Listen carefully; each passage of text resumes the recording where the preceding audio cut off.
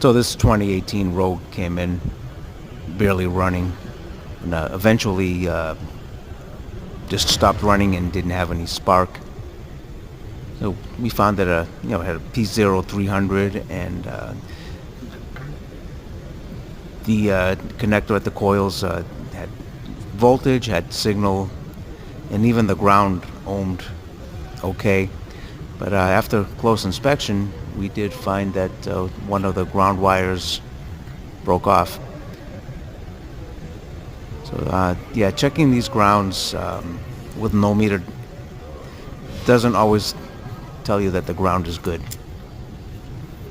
Now, this one's a little tougher because you do have to remove the upper intake, but it's always a good idea to have a good visual inspection on your grounds. Unbolt them, clean them, and yeah, after soldering the grounds together, the car ran perfect.